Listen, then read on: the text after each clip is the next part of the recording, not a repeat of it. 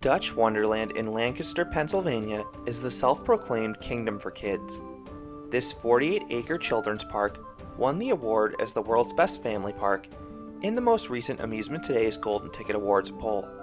But is this park worthy of that title, especially with so many other children's parks in the Pennsylvania area? Find out in this review of Dutch Wonderland. The park was founded by Earl Clark in 1963.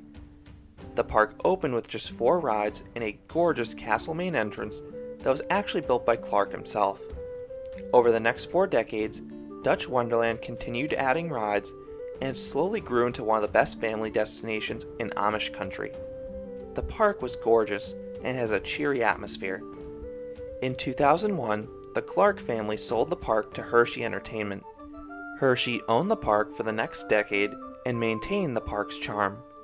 Hershey also relocated some of Hershey Park's former attractions to Dutch Wonderland to give them new life. And since the parks were roughly 45 minutes away from each other, there was an affordable combo ticket value for each park.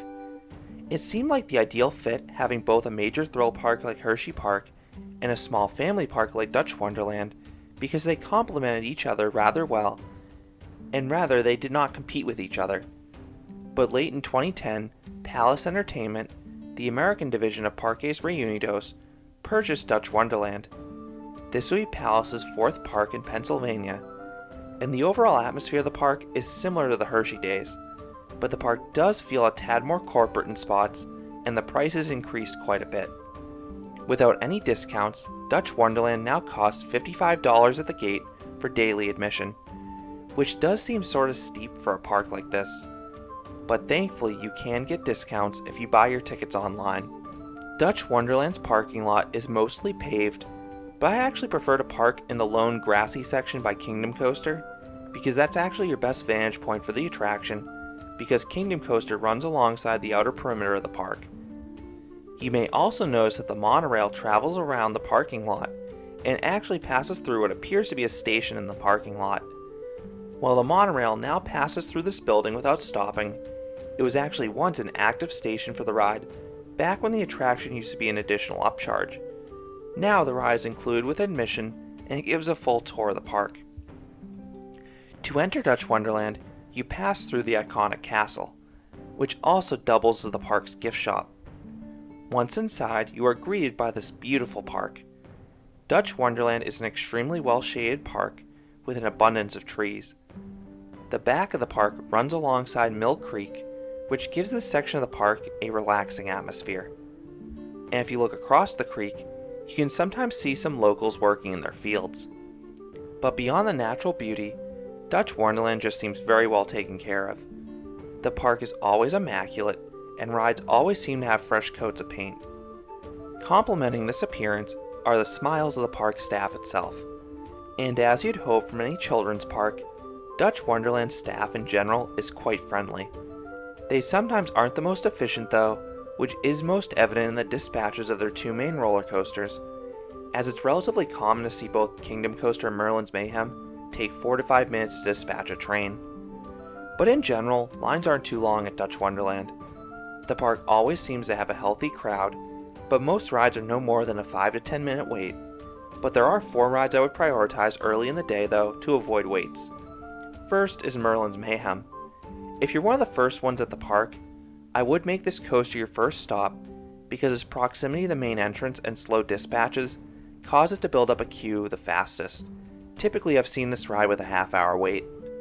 Second is the Double Splash Log Flume if it's a hot day. Third and fourth are the 2 rides that circle around Exploration Island in the Turnpike and Gondola Cruise. The latter 2 lines absolutely crawl if there aren't many vehicles on the course, which I have seen several times. The ride lineup at Dutch Wonderland is perfect for the family crowd. Nothing is overly extreme, and a majority of the park's rides can comfortably fit both kids and adults. And I think that's one of the most important things for a children's park, because kids love experiencing rides with their parents, so it stinks when the parents struggle to fit on the rides. The park currently has 3 coasters. The newest of the 3 is also the headliner now in Merlin's Mayhem. This S&S Family Inverted coaster is a rather smooth ride that's all about the visuals. The extremely open ride vehicles and swooping movements give guests the feeling they're flying. And I love how the coaster passes over and under the Skyride while also whizzing past midways. Plus, the ride has some nice theming too, both in the queue line and station. I have a separate review that goes into more detail on Merlin's Mayhem, but this is a good family coaster, and its super low 39-inch height requirement means most 4-year-olds are tall enough to ride it. The other major coaster is the Kingdom Coaster, the original Custom Coasters International wood coaster. This blue wood coaster is a really smooth wood coaster with some surprising laterals on the mostly unbanked turns, plus a few tiny pops of airtime. I also have a separate review in this coaster, but the only downside with the ride is that the height limit was raised from 42 inches to 46 inches for the 2017 season, which means the coaster is a higher height restriction than more extreme wood coasters in the area, like Phoenix and Twister at Knoebels, Oscar's Wacky Taxi at Sesame Place, or Comet at Hershey Park.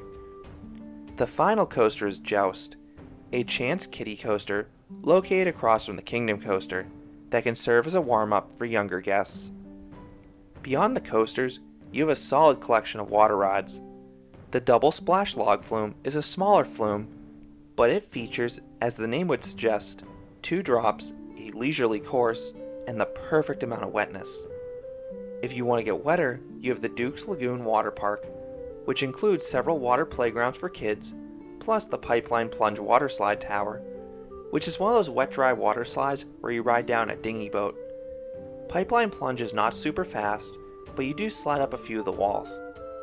Dutch Wonderland doesn't have many flat rides, but they do suit the park well.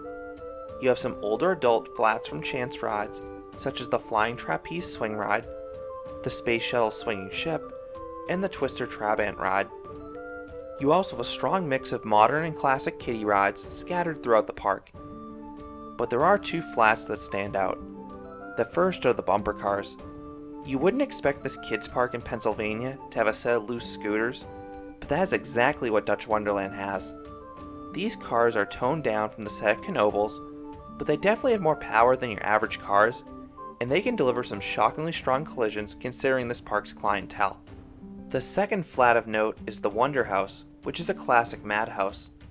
This ride can get quite hot and stuffy on a hot day, but I've never ridden a ride like this that's so compact. This one really has a homemade feel to it that the others lack.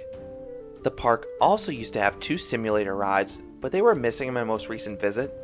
Both the Astroliner and VR Voyager felt dated, so I suspect they may be gone for good. And then you have more transportation rides than one can count. I already mentioned the monorail, but you also have a super slow sky ride that passes through Merlin's Mayhem, the Wonderland Special Train ride that circles a large chunk of the park, the Gondola Cruise boat ride, and the Turnpike Antique Cars.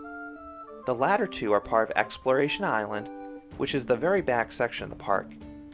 Originally, this area was a massive garden, but was renovated into an exploration-based land for the 2014 season. I honestly preferred the prior aesthetic because it was stunningly beautiful, but I cannot deny that the new area is more popular amongst the kids that attend the park. This area includes a dinosaur walkthrough, or you can see the land via boat or car instead. Beyond the rides, you also have a few shows, the best of which is a high dive show, and the kids also have the opportunity to meet the park's beloved mascot in Duke the Dragon.